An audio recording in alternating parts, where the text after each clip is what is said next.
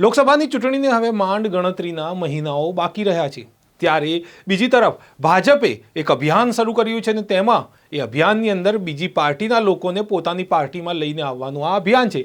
ત્યારે ભૂપત ભાયાણી જે આમ આદમી પાર્ટીના હતા તેમના રાજીનામા બાદ એવી અટકળો હતી કે હવે કોની વિકેટ પડશે, પરંતુ હવે વિકેટ પડી ગઈ છે અને આ વિકેટ કોંગ્રેસમાંથી પડી છે અને તેમનું નામ છે સીજે ચાવડા। જી હા, સીજે ચાવડાએ રાજીનામું આપી દીધું છે। તેમણે વિધાનસભાના અધ્યક્ષ શંકર ચૌધરીને જઈને રાજીનામું સોંપી દીધું છે। શું છે સમગ્ર ઘટના અને આગામી સમયમાં શું તે ભાજપમાં જઈ શકે છે નહીં તેને લઈને આ વિડીયોમાં હું આપની સાથે વાત કરીશ।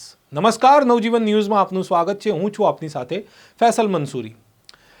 ભૂપત ભાયાણી જે વિસાવદરના ધારાસભ્ય હતા તેમના રાજીનામા બાદથી જ અટકળો હતી કે હવે કોની વિકેટ પડશે। અટકળો હતી કે આમ આદમી પાર્ટીમાંથી પણ કોઈ જઈ શકે છે, પરંતુ હવે સમાચાર આવી રહ્યા છે કે કોંગ્રેસમાંથી એક વિકેટ પડી ગઈ છે, એટલે કે વિજાપુરથી જે ધારાસભ્ય છે સીજે ચાવડા અને કોંગ્રેસમાં ખૂબ જ મોટું નામ છે તેવા નેતાએ રાજીનામું આપી દીધું છે।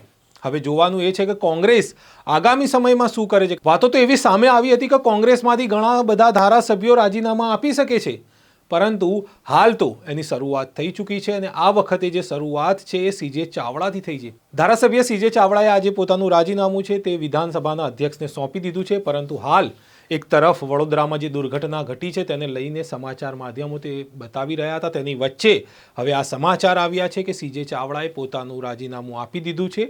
હવે જોવાનું રહે છે કે આગામી સમયમાં કોંગ્રેસના બીજા કયા ધારાસભ્યો રાજીનામા આપે છે। ભાજપના આ અભિયાનની અંદર કોંગ્રેસની જે વિકેટ પડી છે તે છે સીજે ચાવડા। તે વિજાપુરથી ધારાસભ્ય બન્યા હતા અને તેમણે જનતાએ ચૂંટ્યા હતા।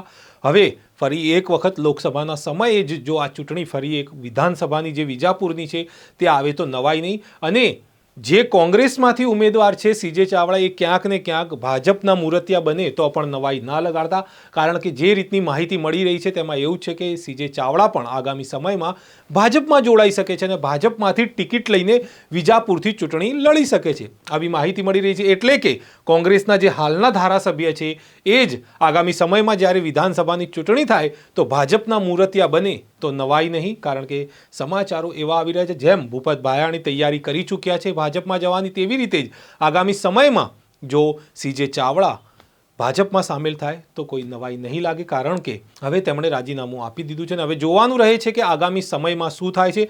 અમે સતત આ સમાચારોને અપડેટ કરતા રહીએ છીએ, તેથી અમારી સાથે જોડાઈને નવજીવન ન્યૂઝને લાઇક, શેર, સબસ્ક્રાઇબ કરવાનું ભૂલશો નહીં। ફરી મળીશું એક નવા વિષયની સાથે, ત્યાં સુધી નમસ્કાર।